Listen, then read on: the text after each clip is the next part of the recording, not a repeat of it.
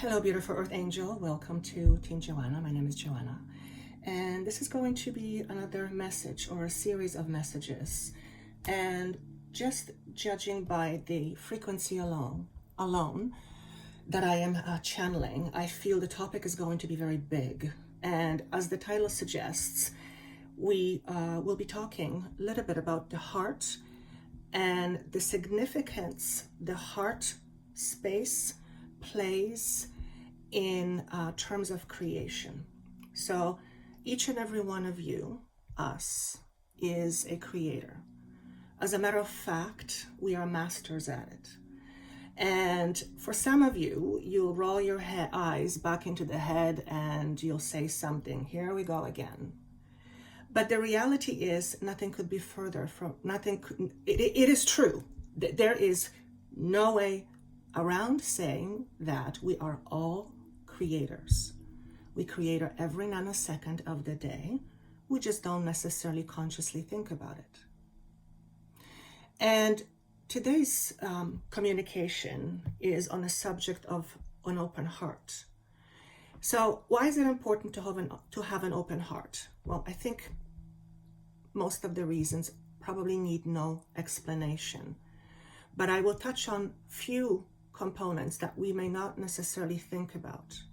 So when it comes to creation and therefore manifestation, because part of creation is the manifestation stage, there is a seeding stage and there's a manifestation stage. And what we seed is what will become manifested. If you plant an oak tree, you're not going to get lavender. That's just not how it works.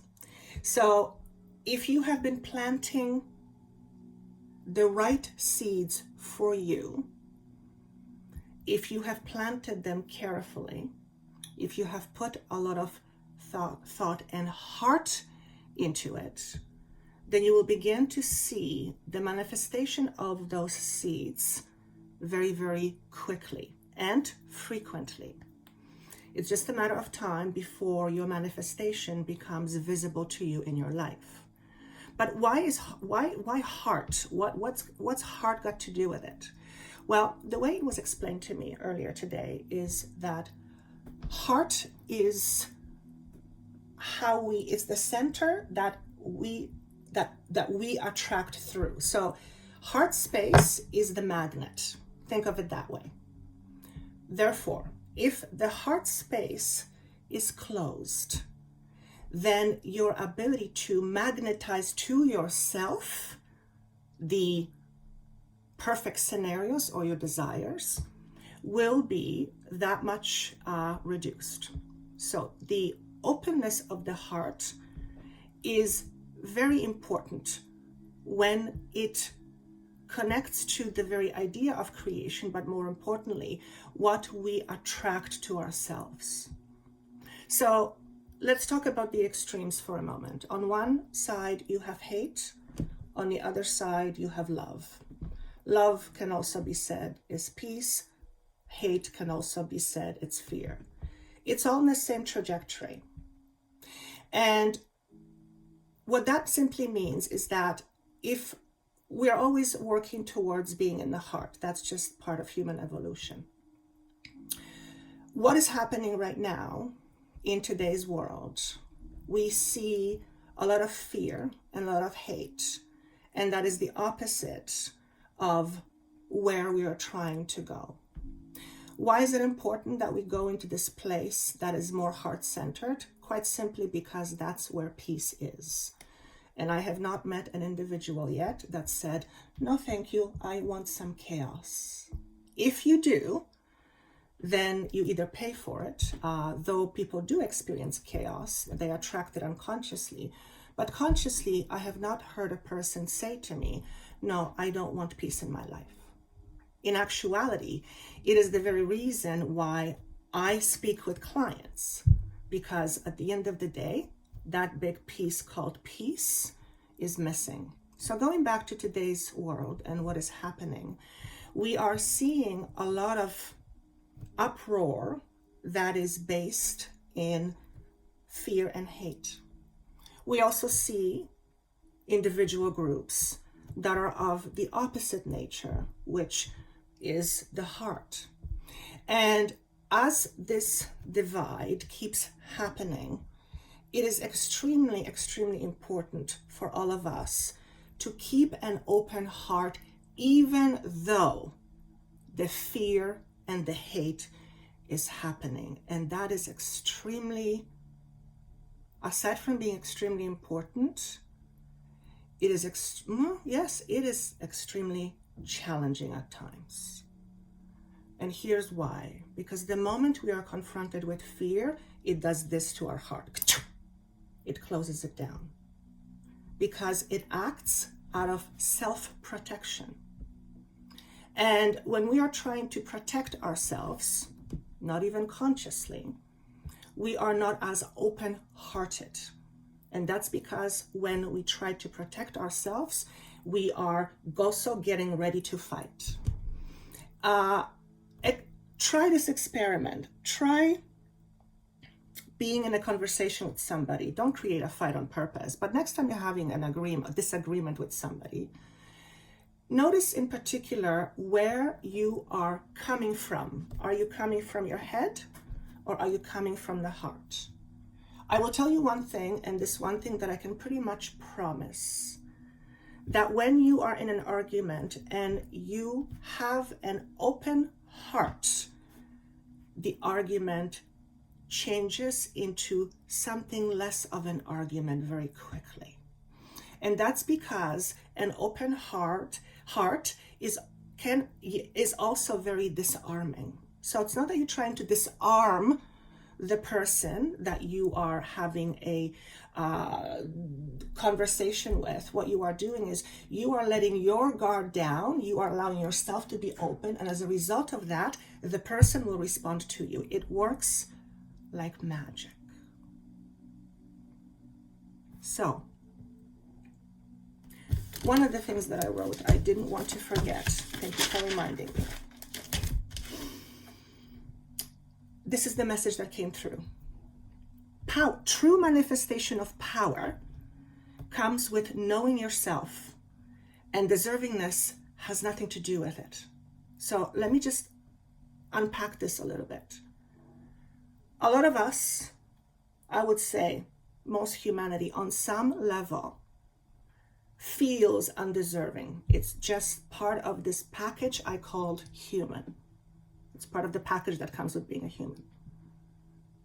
When we are of the belief that we are not deserving, and I'll tell you something that I've been noticing for the last 20 years or so while working with clients.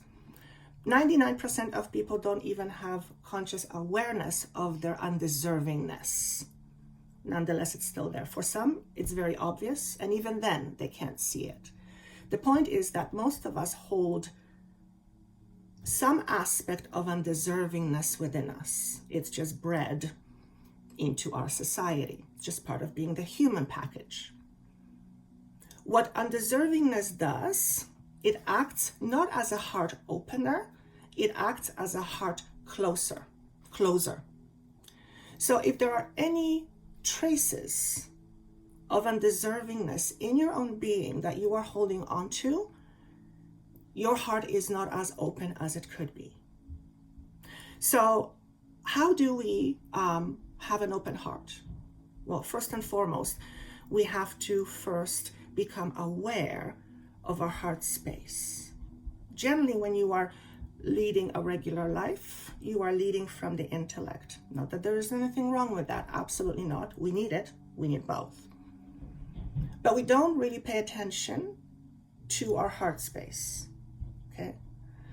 And we are moving more into the space of leading with the heart.